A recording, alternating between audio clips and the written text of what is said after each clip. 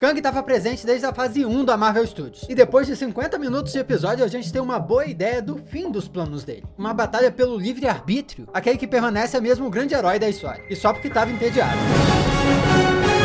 Olá, como vai? Tudo bem? Eu sou o Miguel Loquia, seja muito bem-vindo a esse vídeo onde nós vamos desmontar o terceiro episódio da segunda temporada de Loki, para pegarmos as referências, os detalhes, os significados e mais desvendar o que possivelmente está por vir. Tem vários detalhes que fazem esse episódio ser diferente dos outros, sua maior parte é em 1800, talvez por isso a logo da Marvel Studios já começa no pianinho, tem transições de cenas diferentes, isso dá uma nova profundidade, porque finalmente a série está viajando no tempo junto com o Loki, de uma forma metalinguística, e que hajam mais episódios assim. Victor Timely tem um visual que remete ao Albert Einstein, só que é um inventor, fazendo se aproximar do Nikola Tesla, que inclusive é um contemporâneo. Tesla também mostrou suas invenções relacionadas à eletricidade para várias celebridades, fez apresentações públicas e tinha o interesse de iluminar o mundo todo com eletricidade sem fio. Coincidência? Eu acho que não. Timely foi encontrado em Chicago, 1868, bem na linha do tempo sagrada, onde ele fazia velas, que também são usadas como uma forma simples de marcar o tempo. Pô, vela de 2 horas, 30 dias. Quem já pagou promessa com uma dessas na igreja? Mas também é simbólico porque elas iluminam o escuro, assim como as lâmpadas que ele apresenta depois. Conceito que ganha muito mais significado, já que o futuro também é obscuro para quem não viaja no tempo. É o desconhecido. Então fabricar velas e lidar com lâmpadas, objetos que iluminam o escuro, é um ótimo paralelo para quem vai desenvolver viagem no tempo e clarear a escuridão do que tá por vir. Contando a sua origem lá no fim da primeira temporada, aquele que permanece explica que a sua primeira variante surgiu lá no século 31, dando a entender também que aquela primeira variante era ele. Mas aqui as coisas ficam confusas. Será que aquele que permanece era do século 31? Se fosse, ele não é o Victor Timely, que aliás foi abordado na linha do tempo sagrada. E se não é o Victor Timely, significa que aquele que permanece nunca foi da linha do tempo sagrada. Mas a linha do tempo sagrada é a linha do tempo que ele protege. Por que aquele que permanece preserva uma linha do tempo que sequer é a linha do tempo original dele? São muitas perguntas, alguém me ajuda, isso não tá no manual. Eu entendo alguém não querer proteger a linha do tempo dos X-Men da Fox, que é uma bagunça, mas não proteger a própria linha do tempo,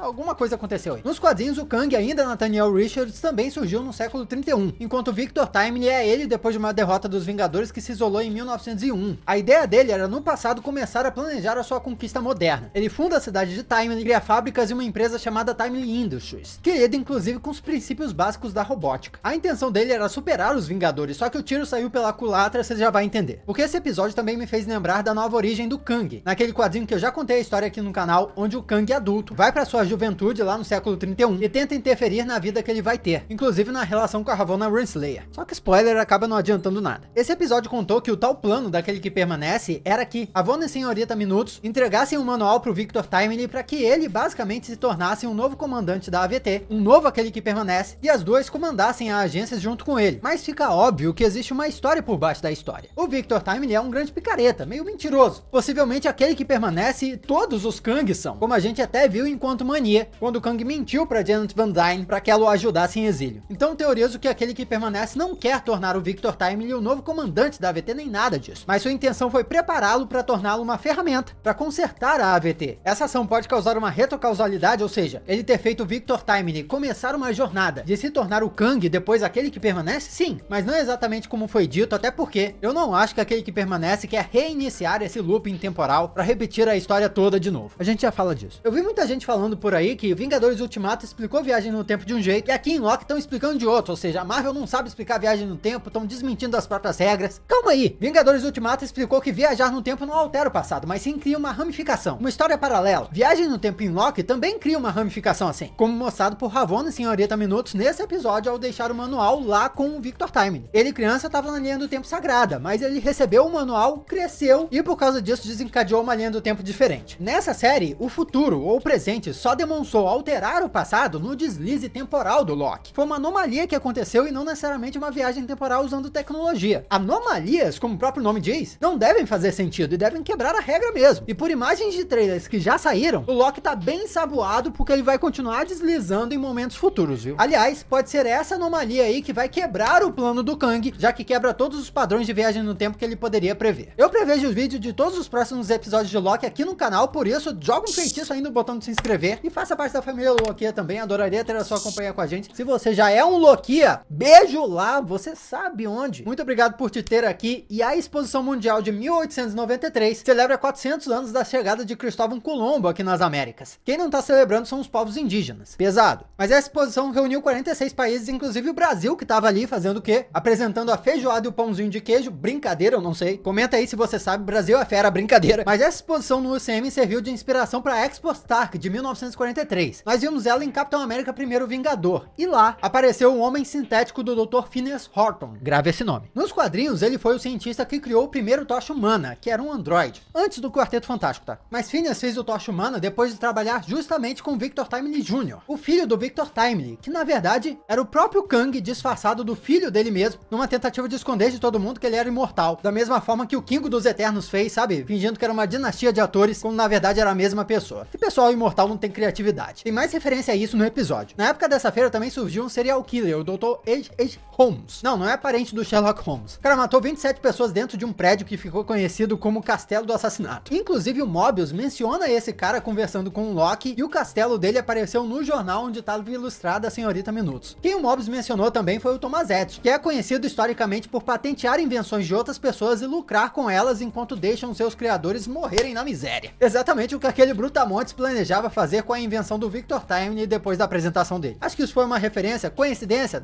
sei lá, você me diz, comenta. É impressionante também como essa sequência da apresentação do Victor Timely lida com racismo de uma forma bem sutil. Você reparou ou eu tô maluco? E nem muda o curso da trama. Os espectadores desrespeitam a apresentação do Victor Timely, chamam um cara adulto de garoto e ficam perplexos assim que a luz se acende e revela um homem negro em cima do palco. Ele já fala de cara pro comprador que não trabalha com parceiros. Um grande prenúncio de que não trabalharia bem nem com a Ravonna nem com a Senhorita Minutos. A sua oficina, essa sim, tá cheia de manequins, sendo uma baita referência às HQs, onde o Timely trabalhou com robótica, como eu disse, e já me faz pensar que o UCM talvez não abandone essa linha narrativa e tenhamos humanos sintéticos desenvolvidos por ele em breve, ou até tenhamos clones robóticos do Kang nessa série ainda. Lembra da cena pós-créditos de Quantumania? Algumas variantes do Kang estavam com partes robóticas, hein? Inclusive foi esse envolvimento com robótica que deu na parceria com Phineas Horton, que deu no Tocha Humana, que surgiu inclusive na edição 1 da revista Marvel Comics, da editora Timely Comics, décadas antes da editora mudar o nome para Marvel.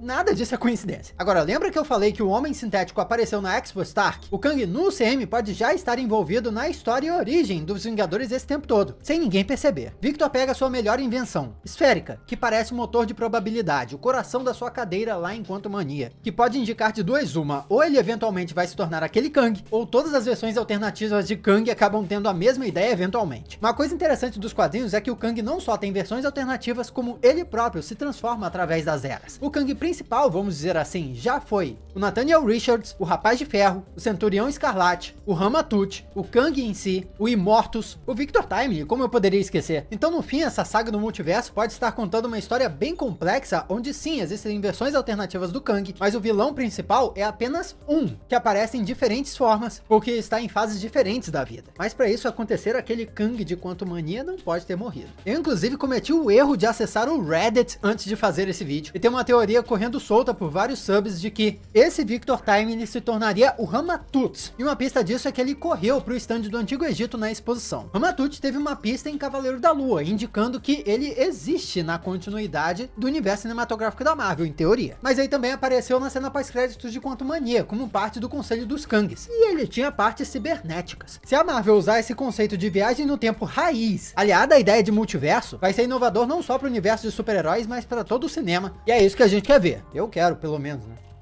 Tem espaço pra muita teoria maluca assim nos vídeos curtos.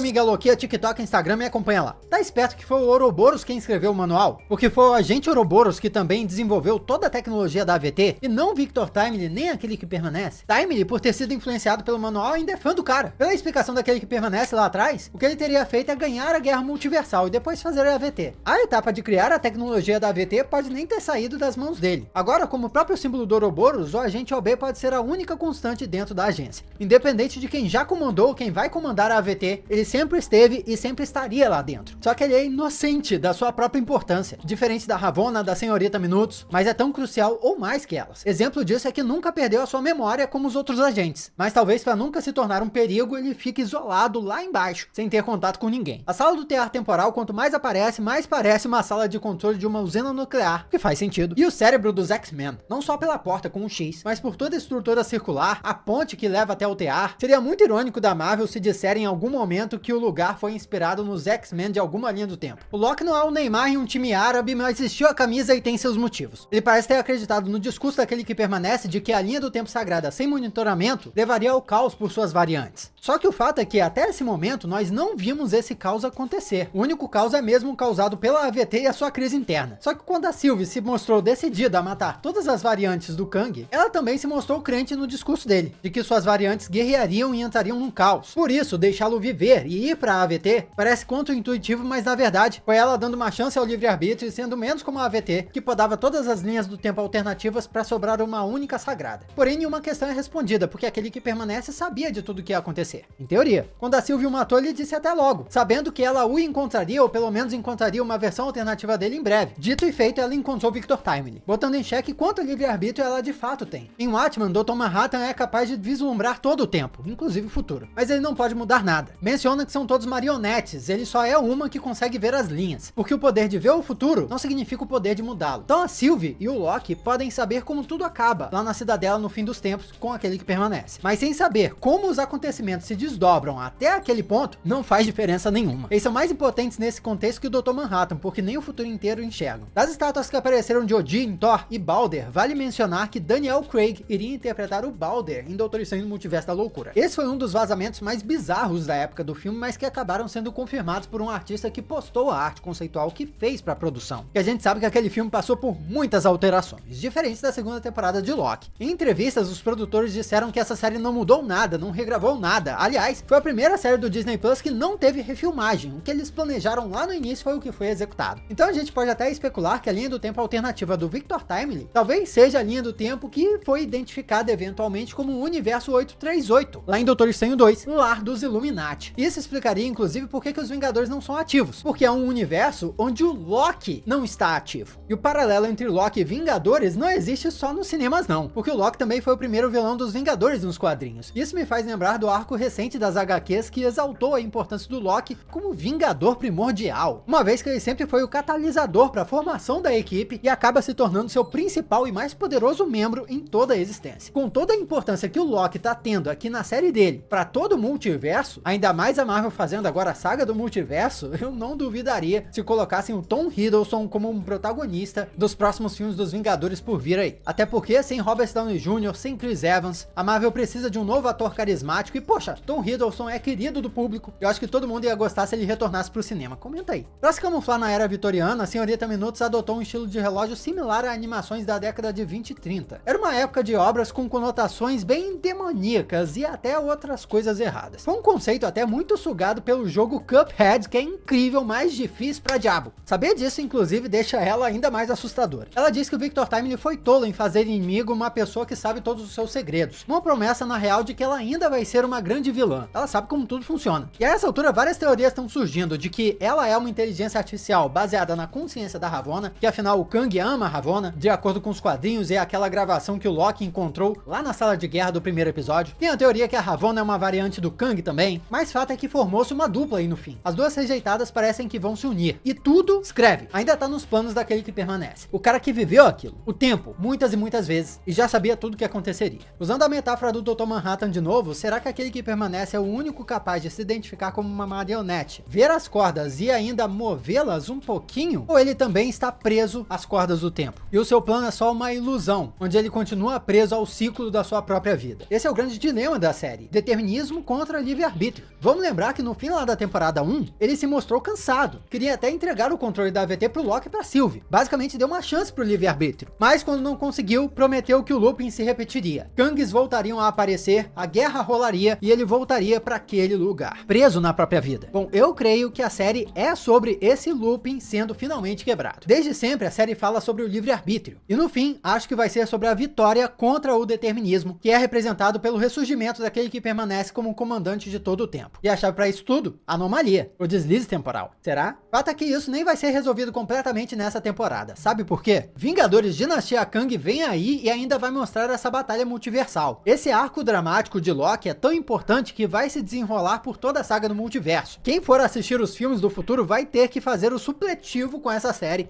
Que bom que ela é top em qualidade. Se você sentiu falta de algum detalhe comentado, é porque eu já falei sobre ele na minha análise e nota. O vídeo tá aqui do lado. Só clicar e assistir. Muito obrigado pela sua companhia fenomenal. Eu sou Miguel Loquia e a gente se vê na próxima. Beijo!